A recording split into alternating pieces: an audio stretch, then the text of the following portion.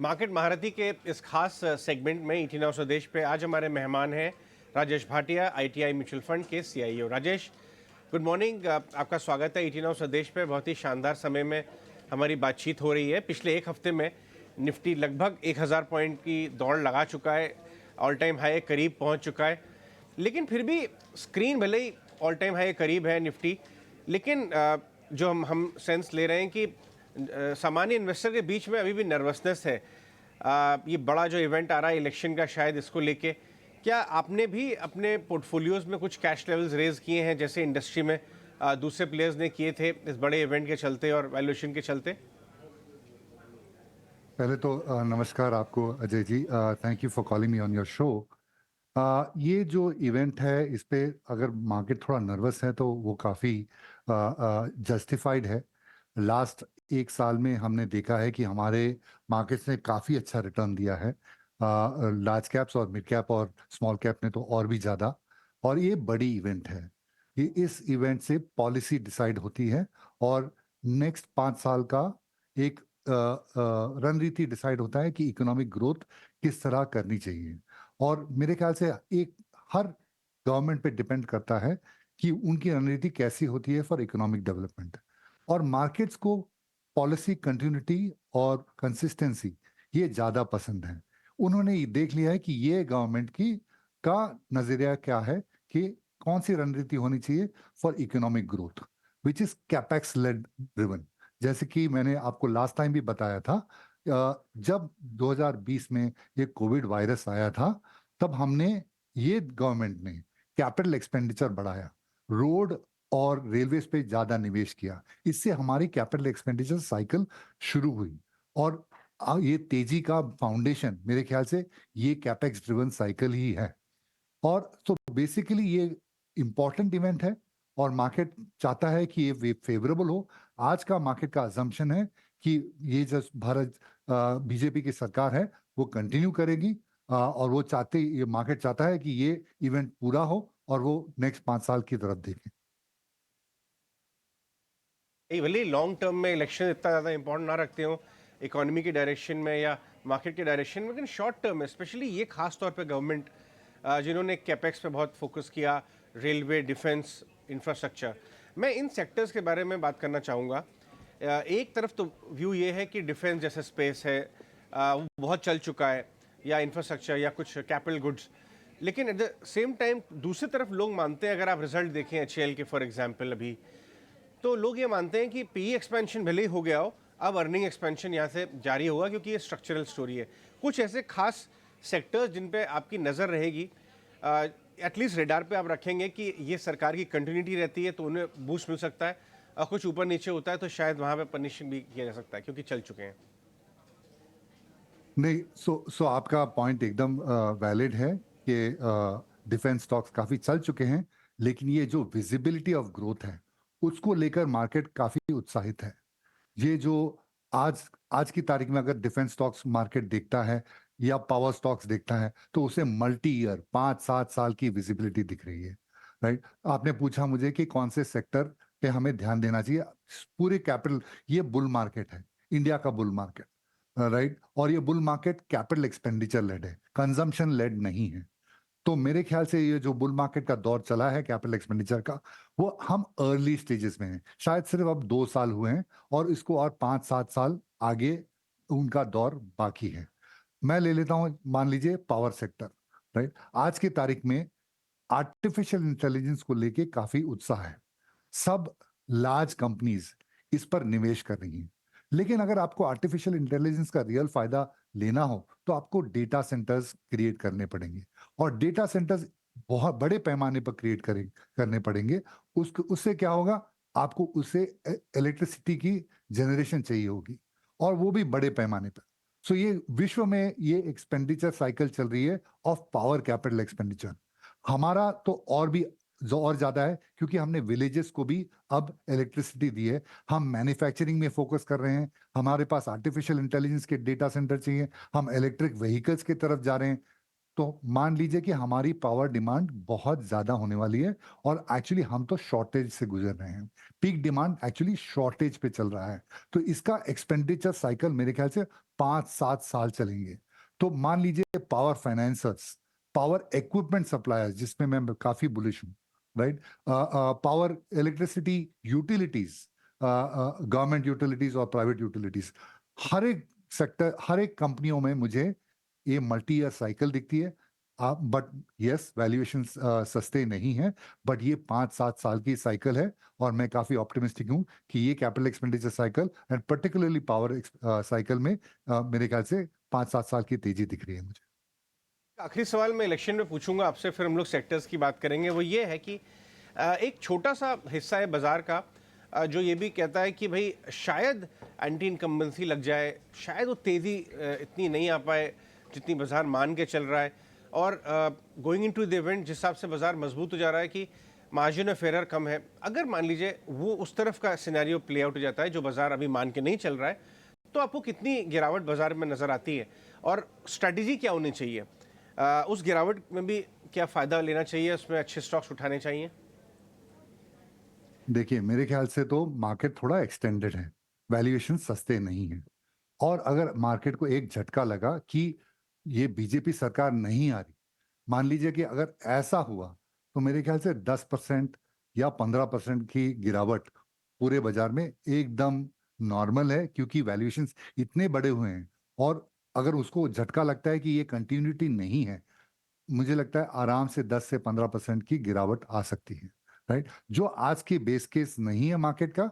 लेकिन ये अगर हमारा ये अनुमान गलत है कि भाजपा की सरकार नहीं आ रही है, तो 10-15% आराम से ये गिर सकता है।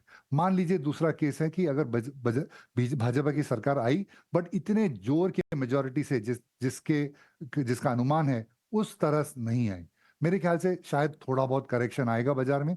लेकिन उसके बाद एक market will give a sigh of relief कि कम से कम भाजपा की सरकार है और 5 साल की विजिबिलिटी है of growth and policy consistency. तो मेरे ख्याल से एक शॉर्ट टर्म करेक्शन आएगा और उसके बाद मेरे ख्याल से मार्केट फिर से ऊपर जाने की, बिकॉज ये बुल मार्केट है, राइट। बुल मार्केट को वो 10-20% की गिरावट के बाद भी मेरे ख्याल से वो मार्केट वापस ऊपर जाएगा, बिकॉज ये बुल मार्केट का आप डायरेक्शन इतनी जल्दी चेंज नहीं कर सकते। सो अगर ये भाजपा की सरकार नहीं भी आई और बाजार गिरा, तो मेरे ख्याल से बाइंग अपॉर्चुनिटी होगी, बिकॉज लाइक आई सेड ये बुल मार्केट लंबी टाइम तक चलेगा। सेकेंड केस में मैंने बताया आपको, भाजपा की सरकार इतने स्ट्रांग मेजोरिटी से नहीं आती है, तो एक बार थोड़ा बहुत गिरेगा बाजार और फिर मेरे ख्याल से it will find its own legs. Third case, where the market gets the numbers of BJP that it wants, my sense is there will be very little correction in the market, maybe शायद और एक upside आए, and it will then look forward to the budget. मेरे ख्याल से next event after this election will then become the budget as to what is the strategy of the government in the budget. Rajesh, चलिए आगे बढ़ते हैं, कुछ और बातचीत करते हैं। फाइनेंशियल्स पे आपका व्यू जानना चाहूँगा। मैं आपके पोर्टफोलियोज देख रहा था, आपके पास एक अच्छी बास्केट है हर तरह की।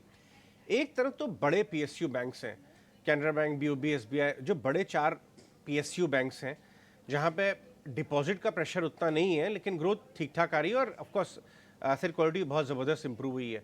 लेकिन एट द सेम टाइम वो 0.5, 0.8 प्राइस टू बुक भी नहीं मिल रहे हैं अब। वो 1.5, 2 के करीब आ गए हैं कुछ। पहले सबसे पहले मैं उन पे आपका व्यू जानना चाहूँगा, जहाँ रिपेयर वर्क बहुत बढ़िया हुआ, ग्रोथ अच्छी है, बट वैल्यूएशन भी चल गए। सो नहीं, आपका ऑब्जर्वेशन काफी करेक्ट है कि वैल्यूएशन और जो रिपेयर वर्क है वो पीएसयू बैंक्स में काफी हुए हैं और वैल्यूएशन री रेटिंग भी काफी शार्पली हुआ है।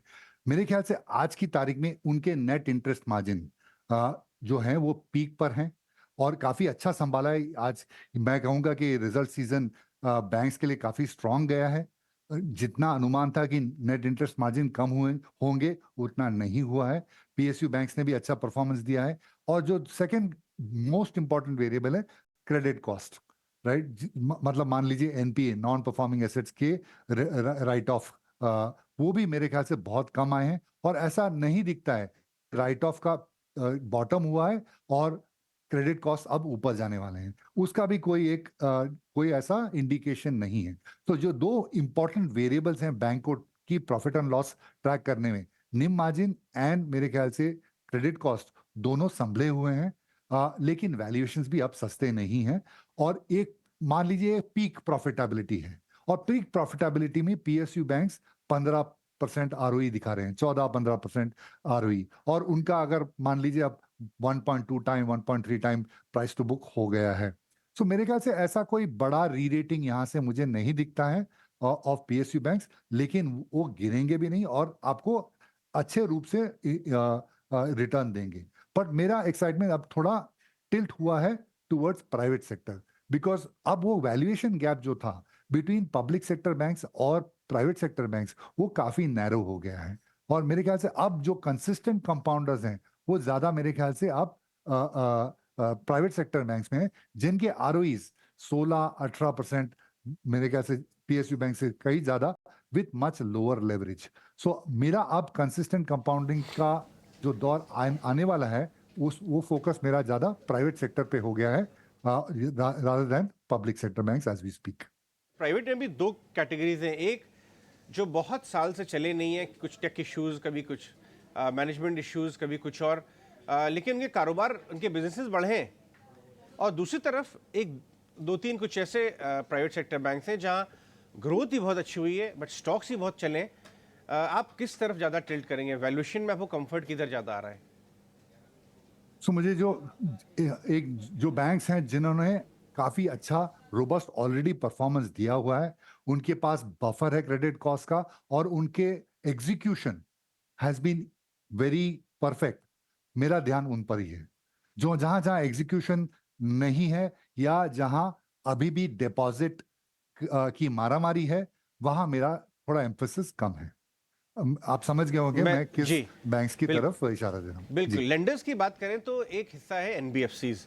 एक तो जी। कुछ एनबीएफसीज हैं जहां पे 30-40% की बहुत शानदार ग्रोथ हो रही है, टेक टेक ब्रैक एनबीएफसीज, और दूसरी हाउसिंग एनबीएफसीज। इनफैक्ट कुछ अभी हाल ही में स्मॉल फाइनेंस बैंक्स के आईपीओज आए हैं जो काफ़ी अच्छा किए हैं कंपनीज, या फिर आपका low to mid income housing finance companies. तो वैरायटी बहुत है एनबीएफसीज में। आपने किस तरह की एनबीएफसीज को अपना हिस्सा बनाया हुआ है पोर्टफोलियो का? मेरा सबसे ज्यादा ओवरवेट एनबीएफसीज में पावर फाइनेंस कंपनीज पर है, बिकॉज मुझे लगता है कि ये 5-7 साल, जैसे मैंने आपको बताया, मुझे लगता है कि पावर फाइनेंसिंग में 5-7 साल का एक ट्रेंड है, अप साइकिल है। तो जो जो मेरा सबसे ज्यादा लार्जेस्ट ओवरवेट इन एनबीएफसीज में पावर फाइनेंस कंपनीज को है। कुछ तरह से गोल्ड फाइनेंस में भी है, बिकॉज गोल्ड फाइनेंस के गोल्ड प्राइजेस एक्चुअली काफी शूट अप हुए हैं और उससे उनका मार्जिन ऑफ सेफ्टी ज्यादा बड़ा है। So second, I would say is gold finance companies. So those are the two, I would say, NBFCs जहां मेरा attention है।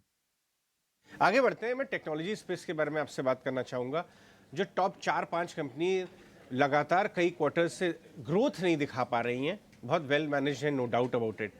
उसके बाद एक मिड टियर आईटी कंपनीज का एक गुच्छा है, 4-5 कंपनीज जो स्पेशलाइज्ड आईटी देती हैं, या तो शायद ईवी को देती हैं या फिर बहुत ज़्यादा स्पेशलाइज्ड एरिया में उनकी ग्रोथ बहुत ज़बरदस्त है। वो एक्विजिशन लेड ग्रोथ भी कर रही हैं, जैसे हाल ही में कर रही है ईपीएस एक्रेटिव कंपनीज की एक्विजिशंस। तो ये जो नाम है, लेकिन ये अगेन सस्ते नहीं है। क्या आईटी आपके हिस्से का, पोर्टफोलियो का बड़ा हिस्सा है, और आप किस एंड को खेलना ज़्यादा पसंद करेंगे, प्रेफर करेंगे? तो मेरे ख्याल से जो लार्ज कैप्स हैं वो काफी स्टेडी स्टेट हैं। लास्ट अगर 5-7 साल में देखा हो तो mid cap IT is growing faster than large cap IT. So ये मेरे ख्याल से एस्टेब्लिश हो गया है कि अगर आपको ग्रोथ चाहिए तो मिड कैप आईटी में ज्यादा ग्रोथ आता है compare to large cap IT. Having said that, large cap IT is a very steady state, उनके बिजनेस मॉडल्स काफी एस्टेब्लिश्ड हैं, फ्री कैश फ्लो काफी अच्छा है, etcetera. So this is a very strong business models as you pointed out. 75%, 65 to 75% उनके sales America को जाती है, और वो हमने देखा है कि अभी तक वो कॉर्पोरेट कॉन्फिडेंस नहीं आ रहा है कि उनको स्पेंडिंग आईटी स्पेंडिंग में ज्यादा एम्फेसाइज करें, और उसका प्रभाव हमारे आईटी कंपनीज के ग्रोथ रेट्स पे पड़ रहा है। मेरे ख्याल से जहां वैल्यूएशंस हैं कम, specially compare to the market, आपको पता होना चाहिए कि ये लार्ज कंपनीज जो हैं वो काफी अच्छा डिविडेंड भी देती हैं। इनफैक्ट शायद 4 या 5% की नॉर्मली ये डिविडेंड यील्ड पे कोट करती हैं। तो इनका मेरे ख्याल से डाउनसाइड अभी काफी लिमिटेड है, specially considering the market cycle और मार्केट वैल्यूएशन में जहां तक मुझे आईटी कंपनीज दिख रही हैं, इसकी डाउनसाइड काफी कम है, लेकिन ये अपसाइड कितना है और कितनी जल्दी आने वाला है वो किस पे निर्भर करता है? Large IT spending by large corporates in America. So वो कब टर्न होगा ये कहना थोड़ा मुश्किल हो रहा है, बट मेरे ख्याल से from a valuation perspective large IT companies are giving you some comfort. So that's as far as large IT companies concerned. ये मेरे ख्याल से जो मिड कैप आईटी कंपनीज हैं, ये थोड़े दिन समय के बाद लार्ज कैप आईटी को पहले धक्का लगा और थोड़े समय के बाद अब हमें दिख रहा है कि मिड कैप आईटी में भी थोड़े थोड़े गाइडेंस कम हो रहे हैं। वो लोग सेल्स एंड डेवलपमेंट पे ज्यादा स्पेंड कर रहे हैं, मार्जिन का गाइडेंस कम कर रहे हैं, बिकॉज अब दिख रहा है उनको कि अब हमारे पास जो पहले हमको जो ग्रोथ रेट्स आ रहे थे वो अब आसानी से नहीं आ रहे हैं। हैविंग सेड दैट, अगर लंबे समय तक आपको निवेश करना है आईटी में तो मेरे ख्याल से mid cap IT is the fastest growing area as you move forward.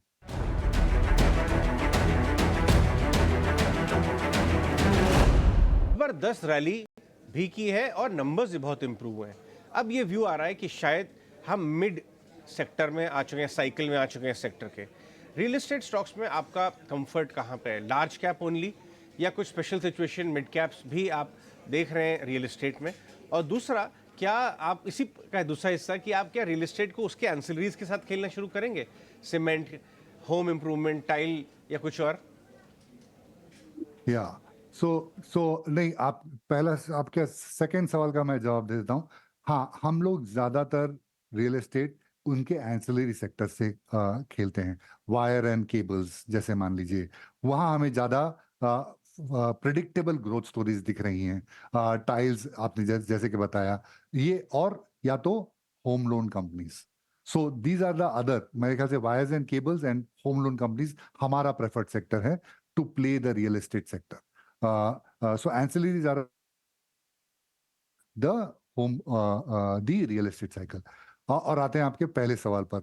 हाँ, मेरे ख्याल से ये एक लंबा समय का, ये भी रियल एस्टेट साइकिल भी आपने देखा होगा 2010 से 2020 तक एकदम लो एनर्जी में था। रियल एस्टेट स्टॉक्स कुछ नहीं कर रहे थे, राइट? और ये एक बबल से निकला था और 10 साल ये रियल एस्टेट स्टॉक्स में कुछ भी नहीं हुआ। अब ये लास्ट 2 साल में along with the entire capex cycle, real estate cycle भी चले हैं। प्री सेल्स कंपनीज के काफी स्ट्रांग है, नए प्रोजेक्ट्स अनाउंस हो रहे हैं और इनफैक्ट थोड़ा बहुत प्राइसिंग पावर कंपनीज को आ रहा है। तो ये जो साइकिल जिस तरह उभरती है, इवॉल्व होती है, वो क्या होता है, पहले उनके पास बहुत इन्वेंट्री होती है, फिर उनके थोड़े बहुत प्री सेल्स आते हैं। जैसे कि प्री सेल्स बढ़ते हैं, वो नए प्रोजेक्ट्स अनाउंस करते हैं, वो प्रोजेक्ट्स वो जल्दी बेचने की कोशिश करते हैं। और उसके बाद जैसे जैसे और डिमांड बढ़ती है, जैसे कि आपने बताया, रियल एस्टेट साइकिल अब मिड मिड लेवल पर है, not the early stage, not the late stage. Valuations are certainly more expensive, but as the cycle evolves, आपको प्राइसिंग पावर दिखने लगेगा। मतलब मान लीजिए जो कंपनी 10,000 रुपया पर स्क्वायर फीट में बेच सकती है, वो कहेगी अब मैं 12,000 रुपये पर स्क्वायर फीट में बेचूंगा और वो 2,000 रुपये का एक्स्ट्रा प्रॉफिट मुनाफा मुझे आएगा। सो ये एज द साइकिल इवॉल्व्स, मेरे ख्याल से pricing power will also come back to the real estate as much as to product producers in the energy और the power utility space. So मेरे ख्याल से वो एक दौर बाकी है for real estate, but real estate stocks are not cheap. So it is far better for us to play through the ancillary sectors, which is wire and cables and the home finance companies. Rajesh, आप cement में कहाँ पे interest रखते हैं? Mid cap cement या large cap? एक तरफ तो सारे cement company capacity expansion announce कर रही हैं, कुछ तो ऑलरेडी बायआउट शुरू कर दिए हैं, लेकिन 10 साल से सीमेंट के प्राइसेस चले नहीं हैं। लोगों का ये मानना है नेक्स्ट 3-4 साल में, जैसे टेलीकॉम में अब 5 साल के बाद टैरिफ हाइक आ रहा है, अब स्ट्रक्चरली सीमेंट में भी प्राइस एडजस्टमेंट होगा। इसलिए जल्दी से जल्दी सारी बड़ी कंपनियां कैपेसिटी भी बढ़ा रही हैं और बायआउट्स भी कर रही हैं। इसको कैसे खेलेंगे आप नेक्स्ट 3 से 5 साल, अगर सीमेंट खेलना हो तो? नहीं, आपने एक अच्छा ऑब्जर्वेशन किया कि 10 साल से सीमेंट प्राइसेस बढ़े नहीं हैं। इनफैक्ट इनके 10 साल से इबिडा पर टन भी बढ़े नहीं हैं। 800 और 1200 के करीब रहे हैं फॉर मोस्ट कंपनीज। और 10 साल में अगर इनका ईपीएस कैगर देखें, किस तरह से मुनाफे बढ़े हैं, 10% पर एनम। सो ऐसा कोई ये बड़ा ग्रोथ सेक्टर नहीं रहा है। और आज की तारीख में एक बड़ा नया प्लेयर आ गया है जो काफी एम्बिशियस है, जिसको बहुत एग्रेसिवली कैपेसिटी एक्सपैंड करना है। और ये टेलीकॉम के मुकाबले इतना कंसोलिडेटेड सेक्टर नहीं है। ये काफी बैलेंस शीट्स यहाँ 7 8 9 10 प्लेयर की काफी स्ट्रांग है, जो इनको देखते, ये मार्केट लीडर को देखते हैं कि वो अगर कैपेसिटी एक्सपैंड कर रहा है तो मुझे मार्केट शेयर लूज नहीं करना है, मैं भी इन्वेस्ट करूंगा। और मेरी बैलेंस शीट काफी स्ट्रांग है, कैश फ्लोज मेरे काफी स्ट्रांग हैं। सो ये मेरे ख्याल से ये ओवर कैपेसिटी का सिचुएशन 3 साल 4 साल रहेगा। सीमेंट डिमांड 7 8% से ग्रो कर रही है, और वो एडिक्वेट नहीं है कि प्राइसिंग पावर सीमेंट कंपनीज के हाथ में आ जाए। क्योंकि अगर ये ओवर कैपेसिटी 3 साल 5 साल रही तो मुझे नहीं लगता है कि कुछ डिफरेंट होगा कंपेयर टू लास्ट 10 साल, जहां प्रॉफिट ग्रोथ सिर्फ 10% पर एनम हुए। सो ओवर कैपेसिटी रहेगी, यूटिलाइजेशन कम रहेंगे, इसका मतलब है प्राइसिंग पावर सीमेंट कंपनीज के हाथ में नहीं आएगा। और इसका मतलब है कि मेरे ख्याल से ये सो इन्वेस्टमेंट्स रहेंगे। ये मेरा अनुमान है। ठीक है, तो इमीडिएट ट्रिगर्स नहीं है, बट वो मैं आप तीन चार बट पाँच मैं साल आपको आगे की स्टोरी। या जी। बट मैं आपको बता दूं, सबसे ज्यादा बहुत सारे वेल्थ क्रिएटर्स सीमेंट इंडस्ट्री में बने हैं। अगर आप लास्ट 15 साल 25 साल देख लें तो बहुत सारे वेल्थ क्रिएटर्स ये सेक्टर में रहे हैं, क्योंकि ये सेक्टर बहुत अच्छा है। वर्किंग कैपिटल काफी लो है, और डिमांड काफी स्टडी रहा है इंडिया में। हार्डली मुझे कोई ईयर याद है जहां नेगेटिव वॉल्यूम ग्रोथ आया हो। सो 25 आप 30 साल 40 साल ले लें, ये कंटिन्यूसली इसका डिमांड पॉजिटिव ग्रोथ पर जाता है। सो राजेश, ये काफी स्ट्रॉन्ग सेक्टर है। रेड बल्ब समझ बट लो, एक बार तुम जाके देख लो। बट मुझे लगता है कि इसकी प्रॉफिटेबिलिटी बहुत डिफरेंट नहीं रहेगी compare to the last 10 years। Rajesh, wires and cable पे एक ब्रीफली बात करना चाहूँगा। पहले दो चार बड़ी कंपनियां हैं, उन्हीं पे फोकस होता था, अब थोड़ी छोटी कंपनीज भी आ गई हैं। वायर एंड केबल्स को वैल्यूएशन वाइज और आगे के जो ग्रोथ है उसके हिसाब से आप कैसे देखते हैं, यहाँ से ही पैसा बनेगा? सो मैं हाल ही में एक कंपनी को देख रहा था, उनके रिजल्ट्स वायर एंड केबल में उनका टॉप लाइन ग्रोथ 30% आया है। तो मैं तो काफी हैरान हो गया। और कि इतना ग्रोथ आ रहा है। और उनका मैं कॉन्फ्रेंस कॉल सुन रहा था, उन्होंने कहा growth rate for wires and cables in India can be a 5 10 year opportunity. So मेरे ख्याल से ये ग्रोथ ये रियल एस्टेट से लिंक्ड है, और ये रियल एस्टेट साइकिल से काफी स्ट्रांग है, और इनके एक्सपोर्ट प्रोस्पेक्ट्स भी काफी इंप्रूव हुए हैं। सो आप you'll have to go company by company. There are large cap companies also जो मुझे अच्छे लगते हैं, और थोड़ी मिड कैप और स्मॉल कैप कंपनीज हैं वो भी मुझे अच्छे लगते हैं। सो देर आर मेरे ख्याल से अक्रॉस मार्केट का आपको कंपनी सेलेक्ट करनी पड़ेगी, आपको कौन से कंपनी में निवेश करना है। बट ये सेक्टर में काफी एनर्जी है। केमिकल 3 4 साल से बड़ा अंडर परफॉर्म किए हैं, क्या आपको अर्ली साइंस नजर आ रहे हैं टर्न अराउंड के? और दूसरा, फार्मा में भी बताएं, क्या वैल्यूएशन अभी भी अच्छे लगते हैं यहाँ से? तो मेरे ख्याल से जहाँ तक कि फार्मा का सवाल है, हम डोमेस्टिक फार्मा में काफ़ी ऑप्टिमिस्टिक हैं। और डोमेस्टिक फार्मा कंज्यूमर कंपनियों की तरह है, उनके ब्रांड्स हैं, उनका डिस्ट्रीब्यूशन है, और ग्रोथ रेट्स 12% 14% आता है। There are companies which are growing faster, जो मार्केट शेयर गेन कर रहे हैं। तो मेरे ख्याल से डोमेस्टिक फार्मा में हमारा ज़्यादा एम्फेसिस है, of companies which are showing greater energy and ability to gain market share in the domestic market। जहां तक कि ग्लोबल फार्मास्यूटिकल का सवाल है, मेरा फोकस उन पर है जो अपने बिजनेस स्पेशलिटी फार्मा बिजनेस को इंप्रूव कर रहे हैं या उनका कंट्रीब्यूशन बढ़ा रहे हैं। बिकॉज उधर ही कोई प्रिडिक्टेबिलिटी हो सकती है। ये जेनेरिक फार्मा के प्राइसिंग का प्रिडिक्टेबिलिटी बहुत कम रहता है। सो अनलेस कोई company goes up the value chain, जहां वो प्रोडक्ट बनाना डिफिकल्ट है और जहां प्रॉफिट मार्जिन हायर हैं, मेरा एम्फेसिस वहां है। सो वहां भी मुझे कंपनियां दिख रही हैं जो मुझे लगता है कि 5 साल के लिए वो कंसिस्टेंटली कंपाउंड करेंगी। So from a pharma perspective, in the global markets go for speciality business, जो अपना स्पेशलिटी बिजनेस बढ़ा रही हैं और उनकी प्रॉफिट मोर प्रिडिक्टेबल हो जाएंगी। और जहां तक कि डोमेस्टिक फार्मा है, go for companies which are gaining market share and which have very very strong brands।